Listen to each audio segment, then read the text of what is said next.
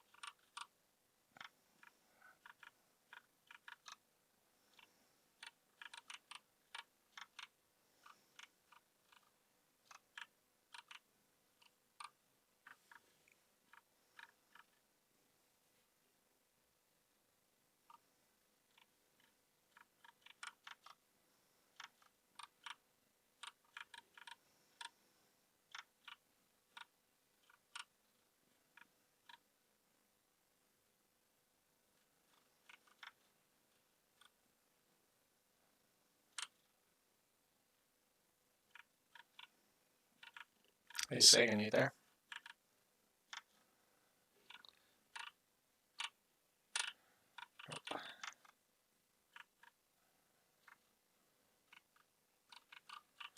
Yeah. Yeah, we gotta get to the, see if it's live, though. It says we're live, but I'm not hearing anything coming out.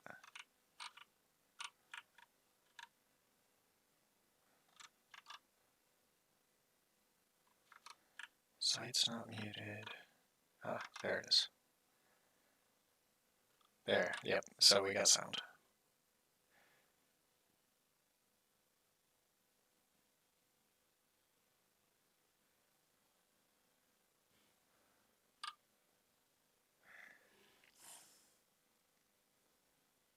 I'm not hearing you.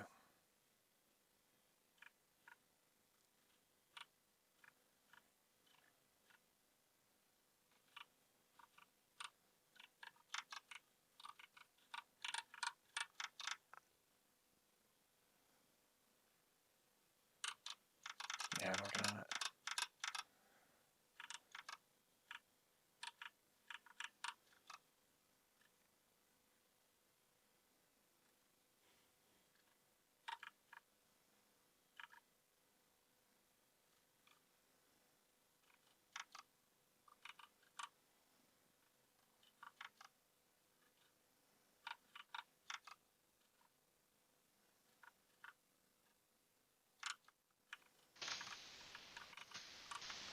You say something again? Testing 1, 2, 3. Cross listing is my favorite. I seriously was just cross listing like in my sleep. You say something again? Have you turned on testing the 1, 2, 3. meeting? Yes. Yeah. Can I have the URL? Thank you for the coffee. You're the best husband. Is my favorite. I don't know if you guys see, but I have seriously was an just Among cross Us listing character like in my behind me sleep. now. Is it on the closet door? Is that it? Yeah. Yeah, it is. Now I see it.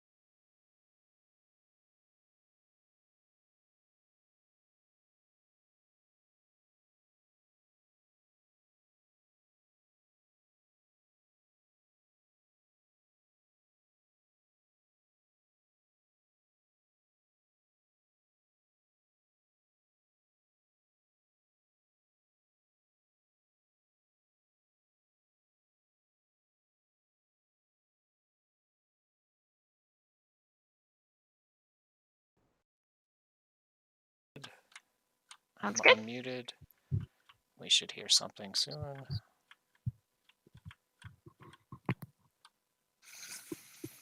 It's like watching paint dry sometimes. You're right. Sounds I'm good. unmuted. There it is. We should hear something soon.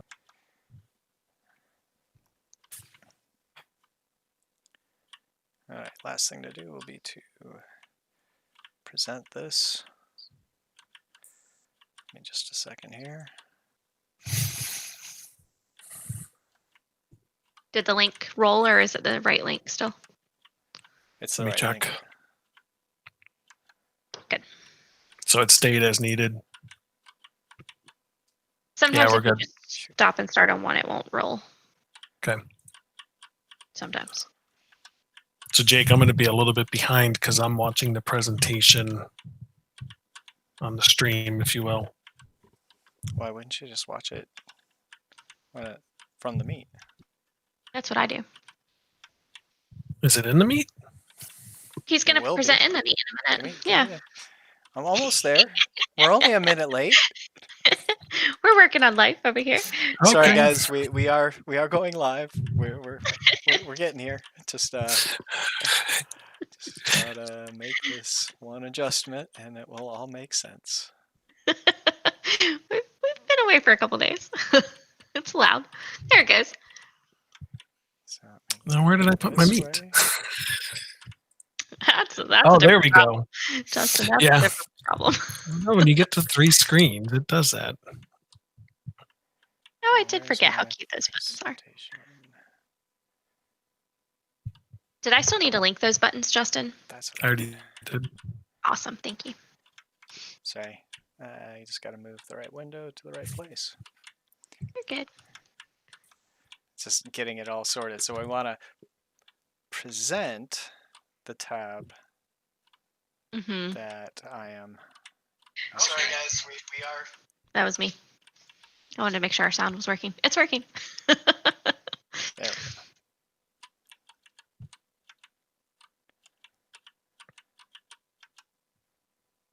That's what we want it to look like, right?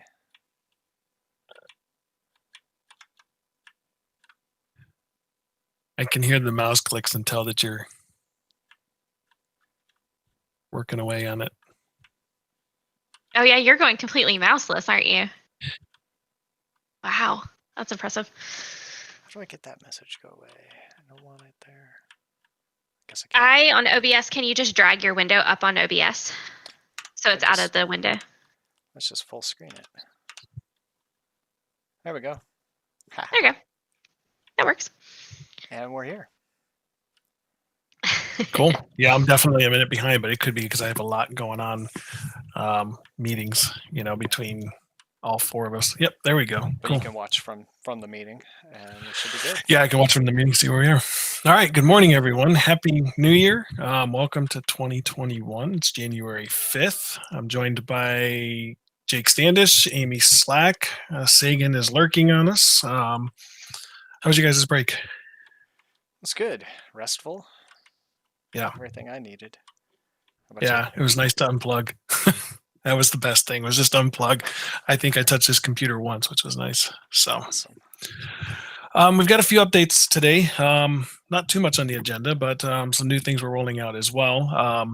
Once Jake has the right size here, can we go to the reminders, Jake? Can do. As you've probably noticed, if you've sat in on these meetings, we are pretty consistent about the way we do things, and except for getting our meetings up. But in terms of the structure, we're pretty consistent. So the first thing, canvas.cmslearns.org. Again, that is the site that we as a team curate and we update. And if we find things that we're seeing, like in tickets that need to be out there, or a lot of times in our tickets, we'll direct people to that. Please utilize that. Please tell all stakeholders they can use it, including admin and parents, students, everybody. So the bit.ly CMS Google account, it is case sensitive. That was created by Amy, and that is something because we've seen so many issues with multiple Google accounts in the same instance of Chrome. It causes conflict. They fight. They don't like each other. Recommend that link there to learn how to manage that and kind of resolve that conflict. What it ends up creating, if you do it properly, is you'll have multiple Google accounts within your Chrome browser, and it makes it a lot easier to manage. J.mp/ITPD office hours, please submit to that form. It's open 24/7. We keep an eye on it through the week and see if there's anything that's come in. So please check that out. If you're submitting Sharewell tickets, and you'll see us keep asking for this in the tickets, and we keep bringing it up because we're still seeing it, as much information as you can give us as possible. So if it's related to a Canvas course, give us the URL. If it's an assignment, give us the URL. If it's a student, give us a student ID number. If it's a teacher, give us their email. We had tickets come in and says, I have a teacher that's having trouble with this. That doesn't help us get it resolved as fast as possible. Next thing is the PD course support forms. Amy manages those for us. She does a great job with that. She's on top of that. So please submit those support forms, and we'll get back to you as soon as we can.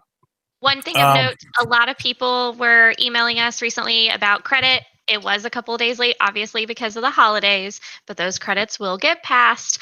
So we just ask for your patience. But also, please double check that you have actually done the reflection survey, and that the person who is talking to you about it has actually done the reflection survey. I am finding quite a number of users who think they've completed the class, but they've only done the first 2 requirements and they have not completed the 3rd requirement. We send out a reminder email even through Canvas once a month, reminding people to do all 3 of those. So if you find that a user is saying, I still haven't gotten credit, have them, help them check the Canvas Challenge course, go to the grades page, make sure they've actually done all 3 of the requirements that are listed on the homepage in order for them to get credit. That's just, we had about 15 to 20 of those yesterday. So I just want to make sure we make a shout out about that. Yeah. Well, and a couple things of note there as well, Amy. One, we encourage everybody who's able to view these videos and it's in this course, please take this course. The Canvas Challenge will help you support the teachers in your school, and that will provide another line of support for your teachers because you'll probably have closer contact than we will. Second thing, we are aware of a credit sync issue with MyTalent, and we're working behind the scenes with them to get that resolved. So we are aware of it, but if there's an issue, submit the form. Amy will let us know, hey, we need to award these credits. So we'll make sure you get it taken care of. I lost. Yeah, give me just a second. Okay. While Jake's working on that, the next thing of note to talk about is changes in PowerSchool. Could take 24 to 72 hours. With the start of the new semester, the start of the new year, we're seeing lots and lots of changes. This can slow down the process. I always tell people patience is a virtue. So we're aware of it. If it's an issue where you've waited this time frame, then submit a ticket for us. The last link at the bottom there is the digital innovation office hours. There are still some for the month of January. That link will take you to it as well. So Jake, if you go back to the home screen. Sorry about that.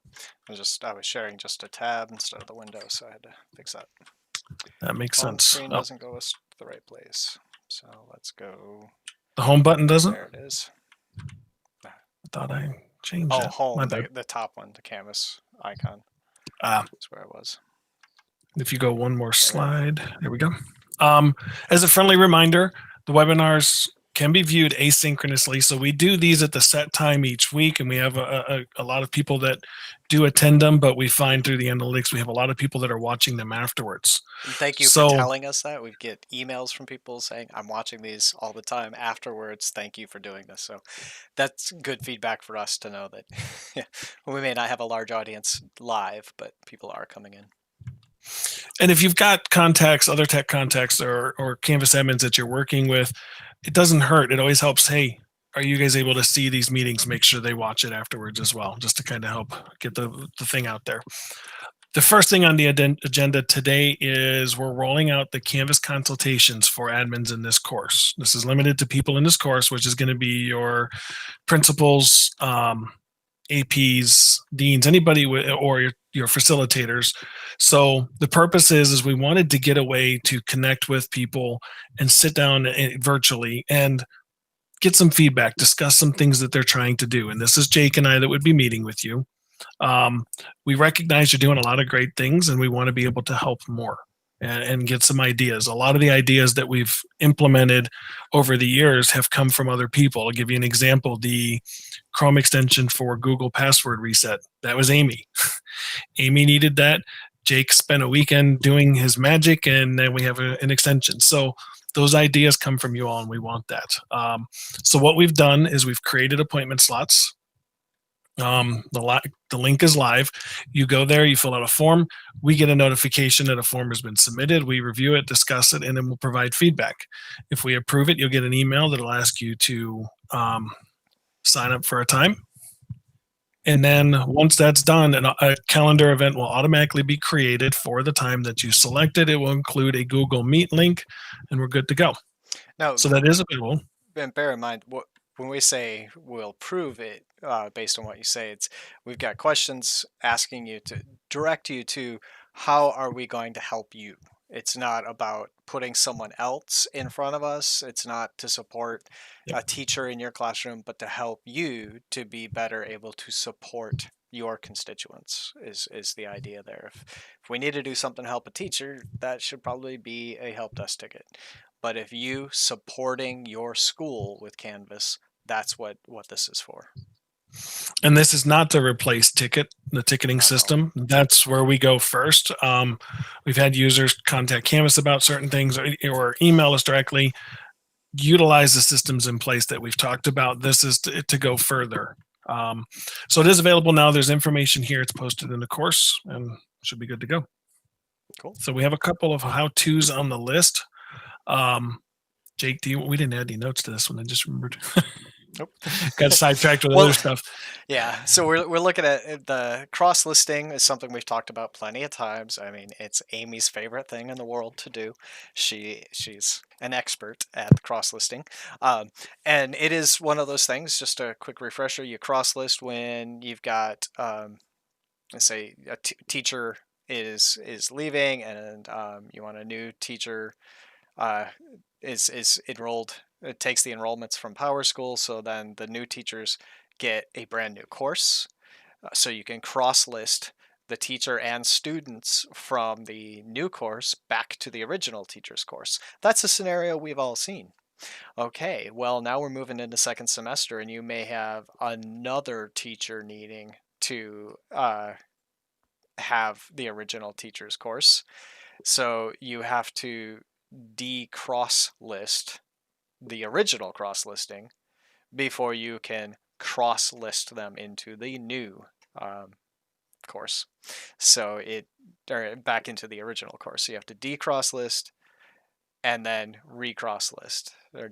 So it's I mean, it's in the same place as where you do the cross-listing. If you see decross-list, when you click on it, it's going to take you take enrollments back to their original course, and then you can re-cross list the sections into the course that you want it. But just don't be surprised if you see a de-cross list. So, Jake, what are some things, if they're doing this, what are some things that they really need to be aware of that could oh no, what happened? I lost everything. What would you say is some advice? When you click on decross list, you don't have to go anywhere. The section has been moved to the new course right there in front of you, right? So you can get really confused if you start going back in the browser and forward in the browser. It's just, if you click on that button, the URL where you are, the course that you are in now, is the destination when you click to that button, right? And that'll automatically adjust on the dashboard for the students. Yes. Does the work go with them? No. That's the one. Yeah. Just like we've talked about this before, like when teacher B shows up and enrollments get moved from A to B, the work in course A, teacher A's course, doesn't go with the student. They just get moved to course B, which is why you cross-list them back to course A. But now, if we have, if you're in that course, teacher A's course, the sections have been cross-listed into it from teacher B's course. So now teacher B goes away, and you got teacher C showing up. Well, they're in a cross-listed course already in teacher A's course. Now you got to decross-list them, which moves them back to B, and then cross-list them into C. Yeah. But the work does not go with them, right? So you Right. want to, in order to you got to keep them in whatever course they were first in that has that content. Yeah. So It's crazy. it is. We've got lots of documentation out there on this. Amy's an expert as well on it, so we know it's confusing. I know at this point I haven't done it enough that I still ask Amy. I will say, like, right now is prime time for cross listing and decross listing and all that fun, especially because of all the movements and changes. I think I've done it 4 times this morning. Like, it does come up, but the directions, I feel pretty confident in the directions that are out there. If you're following through them, I feel like we've tried really hard. I've worked with plenty of people who've never cross listed before, and they've used the directions and been able to do it successfully. The biggest concern, I think, is just making sure that's what you're actually trying to do. This is not individual students that are being moved. This is when an entire section needs to be moved. And so, like Justin said earlier, it's usually, because the teacher comes to you in a panic because everything's gone. And that's usually a dead giveaway that you're about to have to cross list. But I will say the number one way to prevent that panic is to make sure you have an established relationship with your data manager and make sure you've actually communicated with them. The best thing I have for me at Butler is the fact that my data manager is awesome about coming to me ahead of time. We always have a conversation before she makes any teacher of record changes inside of PowerSchool, so we know what's coming at us. And so I already knew this morning I was going to have some cross listing coming at me, and so I'm already kind of prepared for that. So it kind of helps kind of put everybody's mind at ease. The better you as the Canvas admin and your data manager are talking and working in lockstep, it makes everybody feel a lot better about this process. Definitely helps. Yeah. Indeed. Now, Jake, do you have the web app open for the questions, or do you need the link? I'll need that. Yeah. I ask because there's a question related to this. Oh. Well, let me get you the link relating to schedules. So there's the link in the Meet. Perfect. Whoa. Student teacher of record has been switched in PowerSchool, and the students are unable to access the new teacher's Canvas assignments. Are teachers allowed to add the students? No, we're not seeing it on the screen, by the way. Oh, you're not? No, it's not in the same window as the Oh, presentation. it's showing up in OBS. That's the problem. I get you. Let me exit full screen and move that. So our viewers are seeing it. They're just, you're not. Oh. Give me a moment. My video's way behind. It's struggling this morning. So I'm glad Then you we did can it. just open it in another screen though. That's good to know.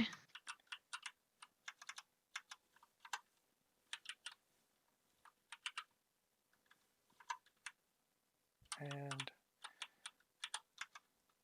apology, guys. There's a lot of things going on here.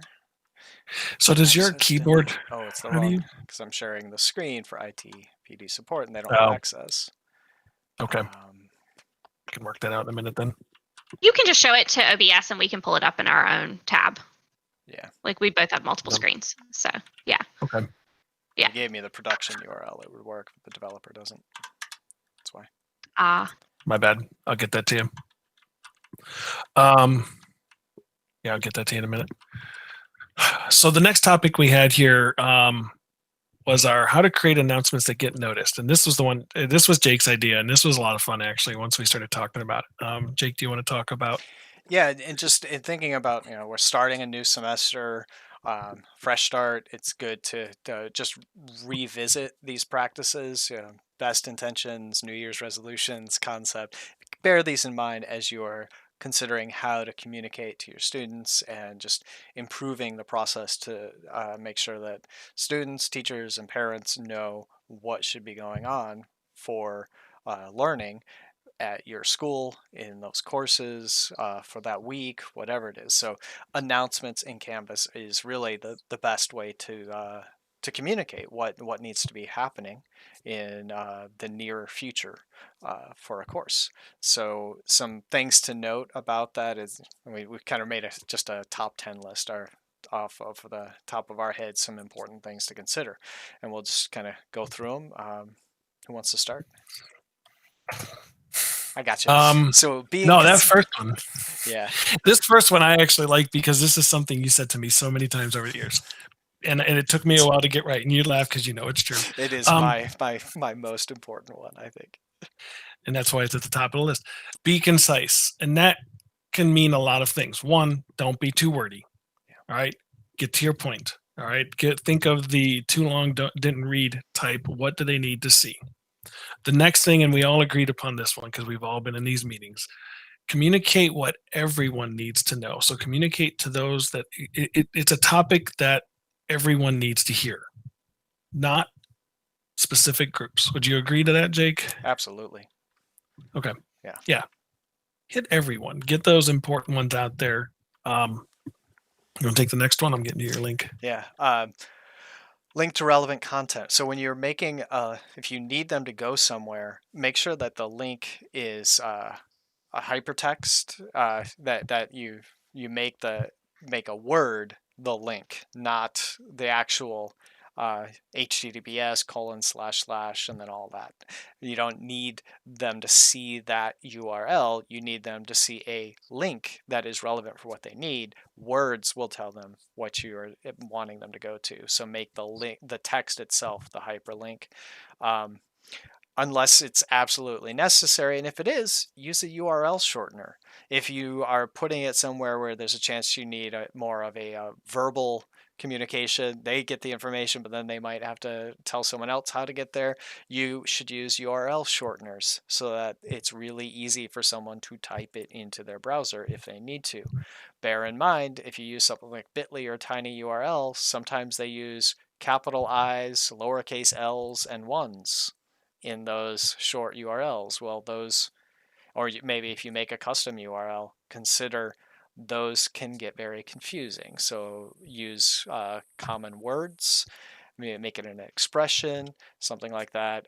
Case sensitivity is also important. URL shorteners are case sensitive. So a capital O would be different than a lowercase o, but also zeros can get in there. So just keep, if you make a short URL, be careful about what characters you're using. This next one pains me because I love my memes and I would send them out in announcements and then I'd be all disappointed because it wouldn't come through on the email. So images that you put in an announcement in Canvas will not go to the user's inbox. Something to be aware of. Yeah. It's just, it is an unfortunate aspect of how the email works, notification preferences in Canvas, but any announcement will not get the image to the inbox. It does show in the dashboard though. So when they're in Canvas, if you're just announcing to Canvas, and don't worry if they see it in email or not, then images do work. But bear in mind that image, if it's huge, it's taken up the entire screen before they see their dashboard. So it's prominent, it's meant to be there. But if you do that, make sure just set a time limit so that that announcement doesn't stay forever. Yep. Schedule. The schedule to deliver. This was one that my former principal, as soon as I presented this to her, she's like, "Wait a minute, you mean that I could create the announcement You on could be Thursday?" drafting the announcement all week, right? Yeah. You don't And have then to write it right when you're sending it.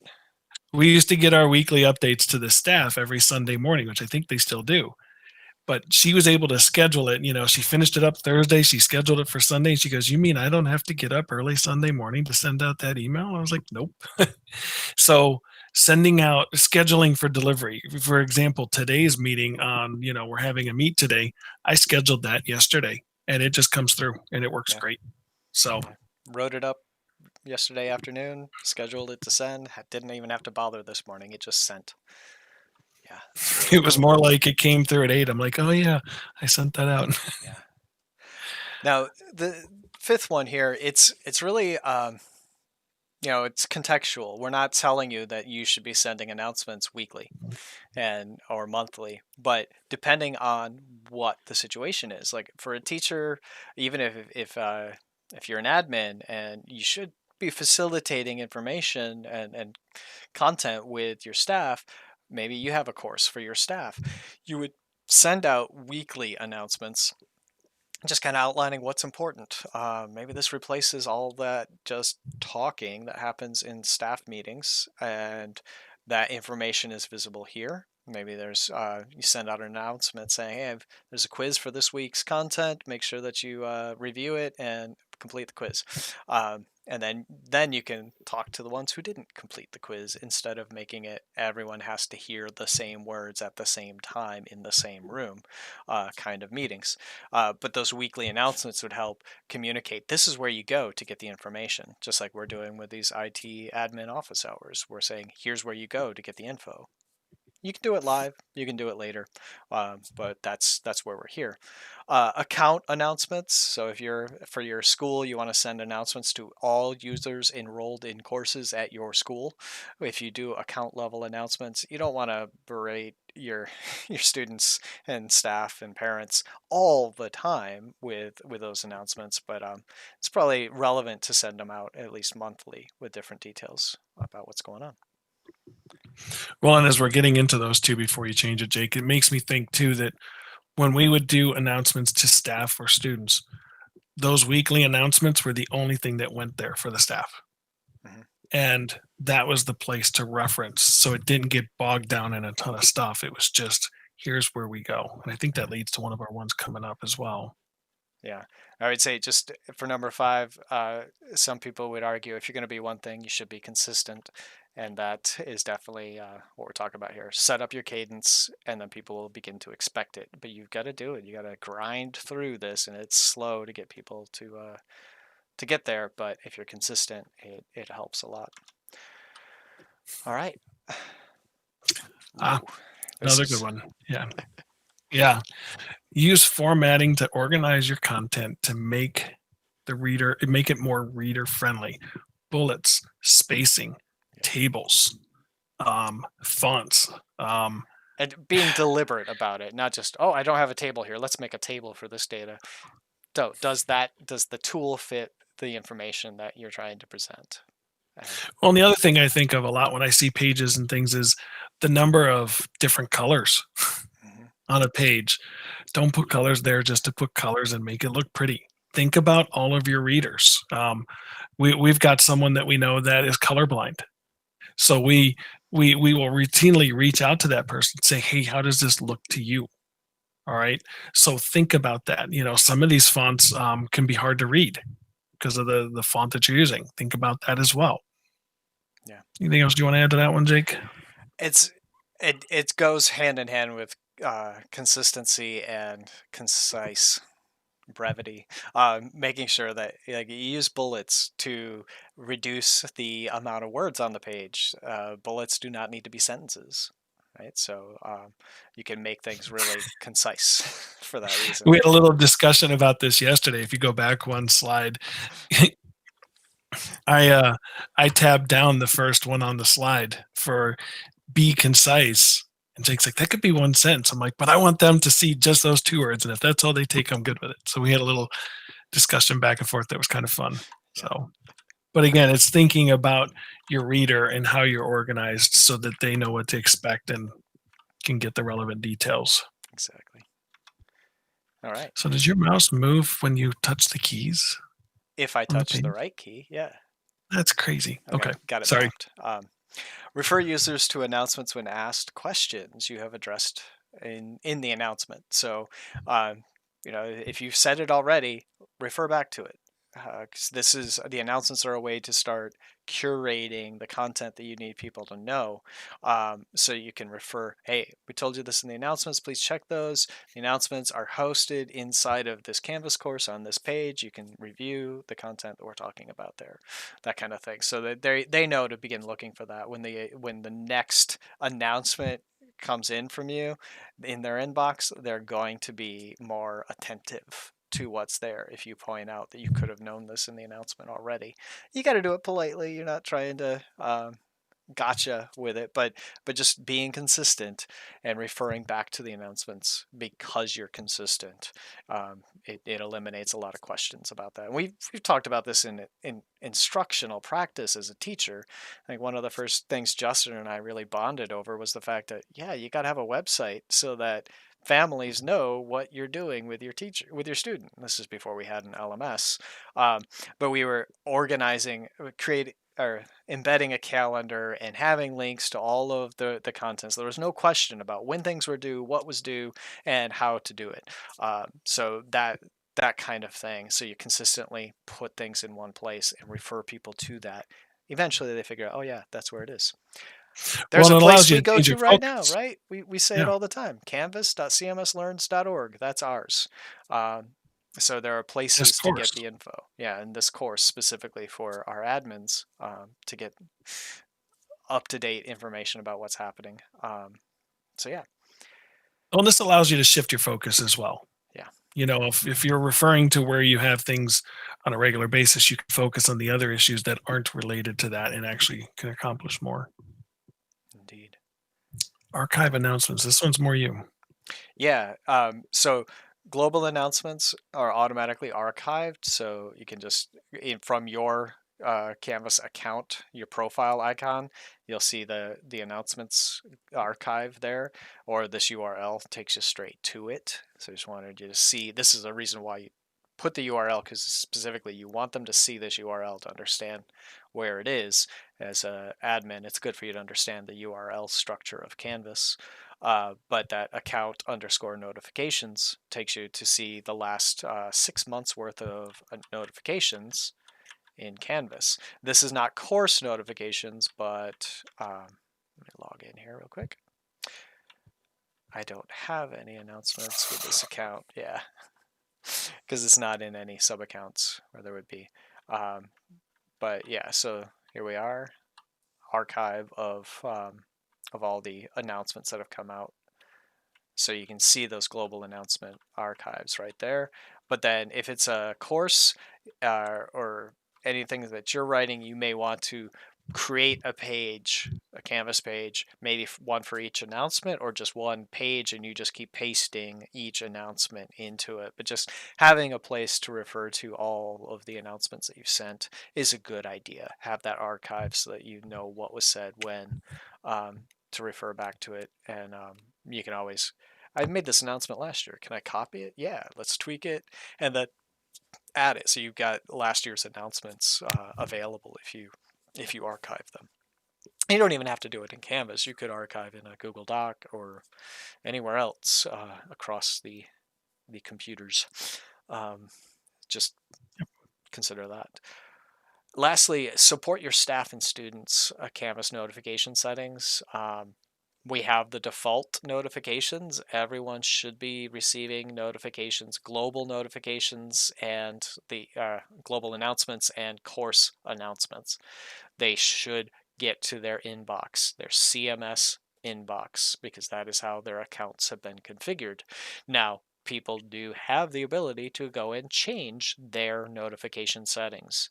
No one can change it for them except for Justin, Amy, and I, because we set the default notification settings. But once that's done, a user can go in and modify. So it will be working with those users to make sure that their notification settings are there and are correct. It's real easy to get to. So we got it for student and instructor. It's pretty much the same guide, but it will give you information on how to make sure that you're setting it up to get immediate notifications for announcements or daily digest or weekly digest. Now, for a course, it really doesn't make any sense to make your notifications for announcements weekly. Announcements are meant to be that just in time information, so that should probably be an immediate notification as we have it defaulted. But if it's been changed by someone, they have to go in there and change it themselves. And one thing I would add to this is if you're the one supporting your staff and students, go through and look at the notifications because I think they've changed some of them too. Mhm. Go through and mess with them and think about the implications. And if it's an overwhelming page for you, then find a couple, 2 or 3 that are key, that are most important to you and your staff. I know we used to do at the beginning of the school year, one of our early meetings was pull up your Canvas page, pull up your notifications, and let's make sure you have those couple that we need turned on. Yeah, they've changed I this. like the icons. So like here, announcements is notify me immediately, right? If a file's uploaded to a course, don't even tell me. I don't need to know that. That makes sense. But announcements, yeah, you want to be notified right away. You don't want to be notified by an announcement that you created, right? So if you create the announcement, it would email you right away that you created an announcement. You don't need that. But if someone else creates the announcement, you want the email. Sure. So what happens if you click one of those? I'm just curious because they've changed this page. Yeah. So if you click it, you get the options. The options. Immediately, daily, weekly, or off. And that's where I say go through and look at what these different things are, have an understanding, but then target 2 or 3 and say these are the ones that absolutely we need to make sure we're all on the same page for. And we consider, okay, your inbox is getting bombarded, okay, but if we're using Canvas correctly at the school and district level, your inbox should be filled with relevant, pertinent information about what you are doing as a learner or as an educator or as an administrator. All of those are going to need Canvas to function in this this locked down or hybrid environment that we are in. And even I can argue when you are face to face 100% again, facilitating learning through a learning management system, doesn't matter what learning management system, it's very effective once you get in the routine, the consistency, and just keep doing it consistently will make all the difference. All right. So Jake, I resent that. I shared the spreadsheet with this course. So I wonder if it will open up in the dev. I didn't do the publish because publish was just spinning. Let's see. Yes, it worked. Cool. All right. So let's take a look. What we got? Okay, student's teacher of record has been switched in PowerSchool, and the students are unable to access the new teacher's assignments. If they've been switched in PowerSchool, they should be getting switched in Canvas. Now we just requested a resend of data from PowerSchool to Canvas because we have some students that don't have enrollments that should, or double enrollments that aren't in PowerSchool. So we've requested that. It's going on today. This should correct itself with that resend. If it doesn't, the context, we have to see what's going on. If the teacher of record has been switched in PowerSchool, the students would be moved to the new teacher, provided they didn't just add a teacher to the existing teacher's course, right? Add a second teacher, a co-teacher, or second lead teacher. If that happens, that teacher just never gets added. The second teacher is never added. PowerSchool does not provide that info for Canvas to be able to add them. So it really depends on how they have been quote unquote switched in PowerSchool as to what should happen. But I would say worst case, put in a ticket and we will get to it. But there's a good chance that this is fixed already or will be fixed later today as that data is resynced from PowerSchool. Follow up on this, Jake, because the question's been asked of me. Can the student be manually added to the course? The problem is you have to be certain that that student is going to be added to that course from in that section, based on the PowerSchool information. So if you are certain you've got the right course for this student based on the PowerSchool info, you'll need to put the student in the correct section. Yes. That is very important too. You got to make sure that when you enroll them, you pick the correct section that they get enrolled into. Don't just add them to the course, but underneath, when you're adding users, you can select which section. You got to get them in the right section, or grade pass back to PowerSchool doesn't work. And there could be other issues if you're cross listing later on down the line. So it is risky to do such a thing. If you put in a ticket, it is something that we can make sure we do correctly. But if you are confident, what you're looking at in PowerSchool and you can match it up with what is in Canvas, yes, you could do that. But if it's not the correct enrollment, the student will be there, but it's not going to sync up with the PowerSchool configuration ever. So that could be a Don't problem. close that. What you got behind there, you already Oh, yeah. closed this one. Right. Before I forget too, if you submit a ticket for this, understand we're going to err on the side of caution and watch the syncing process first before we do anything. Yeah. And honestly, that's the safest option. Like, I don't necessarily recommend that you manually add a student, because if you manually add a student, like, I think that's part of some of the ones we're finding are students who were manually added last semester but suddenly don't have second semester enrollments. That actually probably means there's something wrong in their data somewhere, and that should have been resolved way back when, but wasn't because they were manually added. It is a lot safer to wait on the resend to come through. And what I suggest at Butler, at least, is I tell my teachers to communicate with those students through Gmail temporarily until Canvas comes back up for that student. And especially the first couple of days, that's usually no big deal because usually all the student really needs is a Google Meeting link or a Zoom link. And so sending that out to students in another way is a little bit safer. And then usually within a couple of days, it gets resolved.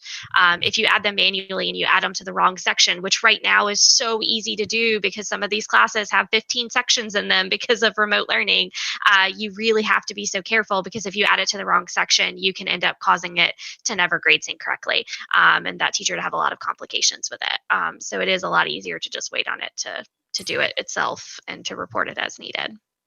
And understand too, if you submit a ticket, we're going to bother Canvas. That's our job, and we're Yep. good at it, and we know how to do it, and we have the right contacts. So Yep. cool. That's the one we're on, Jake. Where your mouse is that's the next one we need to see.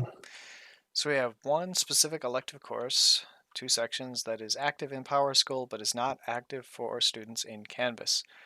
The course is published and the students show up as enrolled on the course's Canvas page under People. Enrolled. Okay, so they are there. Students that are in the course cannot access the electives Canvas page. The course doesn't show up under active course information. So there are a couple of things that are probably there, Marley. Is the course published? So She that's said yes. the first thing we would check. I know you're saying that. That's the first thing we would see, because we do have it happen often. Teachers assume, well, maybe content's being pushed in from the blueprint, so maybe it's going to just publish automatically. It doesn't. The other thing is, it could be that there is a weird grading term set in PowerSchool that transferred over to Canvas, and it says that the start date isn't until June 6th. So the terms were set so that students would not be able to access their courses until today. Today is the first day of Q3. So if they are in a second semester course, they could not access it until 12:01 a.m. today. Okay. So before that, they couldn't see the course. Even if the teacher published it, they could see that they're enrolled, but they would not be able to open it. So I checked today, made sure any course that started second semester was active this morning at 12:01 a.m. So it's possible that you're basing this off of yesterday. Check it this morning. It should be ready to go now. And if that's not the case, put in a ticket and we'll investigate. Make sure you give us the URL to the course. Yes. But it's likely a term issue is the problem. So PowerSchool sends that data over and says this course starts on January 5th, and we go with it. If someone in PowerSchool said this start date for the term that this course is in is actually the 6th, then that would be a problem. No, I checked them this morning. There weren't any that were starting this week that didn't start this morning. So there was nothing for the 6th, 7th, or 8th. So I didn't. That's should not be the case. But put in a ticket and we will investigate. Okay. Cool. Student's course suddenly disappeared from the Canvas dashboard. I've got this one because I've answered 10 of them this morning. Okay. The students are in list view and not in dashboard card Oh. view. And they are that's killing painful. me with it this morning. Because if there's nothing due in that class, it won't show up in list view. And so I have child after child coming to me right now, and they think that they can't find class A, B, or C. And the reason is they are in list view and not card view. And it is driving me bonkers. So this is what one list other view thing, looks too. like. Oh, List wow. view is just, Yes. if you don't have any assignments because it's first week, we're just getting ready. There's nothing new showing up right now. Then it doesn't even show your courses, right? So that's the dashboard. Couple of things. You got the courses icon. You could always go there and see courses. And they could have starred courses, and if they've Yes. starred courses and at the semester Before we change, get there, then they don't hang on, show. hang on. So you Yeah, can we were see the almost there. courses, but Yep. on the dashboard, card view. Card view. Card Yeah. view. We I want leave card mine view. at card view.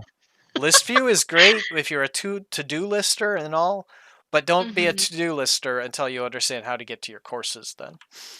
Yep. But then you can go to all courses, and what Justin was saying, only the courses that are starred are visible on the dashboard or in this courses list, right? So right here you'll see we've got a Canvas Challenge course video demos, all right? And I click on this list. Canvas Challenge course video demos is not going to be here because it's not starred. Now if I go in and star it, I might have to refresh the page. Let's see, did it show up? Go to your dashboard; it'll show up as a card now. Yeah. Yep. And now it's also right here in the list. So the starring is a constant issue. If we see things like that, yeah, we'd masquerade as a student and check list view, make sure it's card view, and then make sure that the course they're trying to see has a star if they have stars for others. If you have no stars, that's the same as having all stars.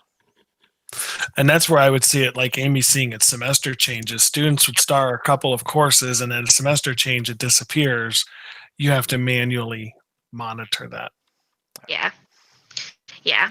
Theoretically, I think classes that are a new semester will star for them automatically, unless they have the maximum number of courses already starred or something. For the most part, for students, it does self-manage for the most part for them, unless they went in like this morning and only starred their math class. Then that's when they get into trouble.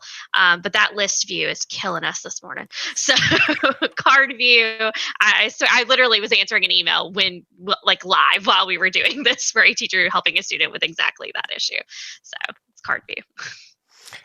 So thank you, Trish. You're asking us, just a reminder, check out the Zoom 101 course.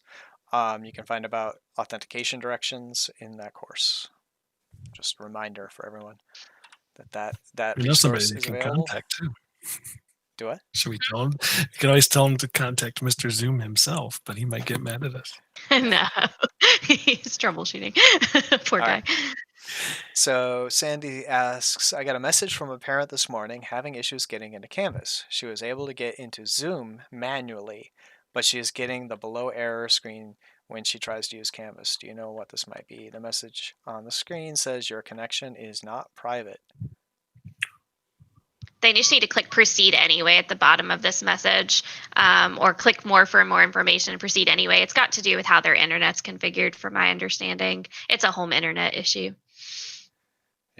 Yeah, so when you see those privacy errors, there is often somewhere in that text, there's a link to, you might have to show Bottom. more, but eventually you can Yeah. see a proceed anyway. Yeah. Mm-hmm. Yep. It's fun when we would get that at the school level. Yeah, had that a couple times. All right. Is there any way to grade assignments after grading period is closed? I don't think so after searching Canvas guides, but wanted to make sure. Yeah, so when the closing a grading period, we give typically a week past the end of the grading period for teachers to finalize grades, because that's the time frame that you're given for PowerSchool. But we sync that up. So you can't continue to modify grades in Canvas because you're syncing. A lot of users are syncing grades to PowerSchool. So we have to lock down the grading period. You're not allowed to keep editing grades in Canvas for that grading period, or assignments in Canvas in a particular grading period past whatever the PowerSchool cutoff was. Well, the PowerSchool cutoff was for second quarter there. It was right before winter break, right? You had Yeah. a work day or two right before winter break, and that was it. So it was the same configuration in Canvas. So the answer is no, you can't after the period is closed. If, heavy emphasis on the if, you need to modify or allow students to continue to work on an assignment, you should move it, set the due date to somewhere in the next quarter before this current quarter ends. That would be the only way to allow you to do that. We can move assignments, but the problem is if you have had students submit work and you are posting grades for that assignment in the previous quarter, then you have issues in PowerSchool, because if you're syncing the assignment into quarter 3, it would show up in both 2 and 3, and it could cause all kinds of problems. So the purpose of locking the assignments from closed grading periods is the fact that you're supposed to get grading done before the end of the PowerSchool window for grading, and Canvas needs to be in step with PowerSchool. So the other thing that this is, I'm pretty sure they can still grade it. They just can't sync it to PowerSchool because I think we set it to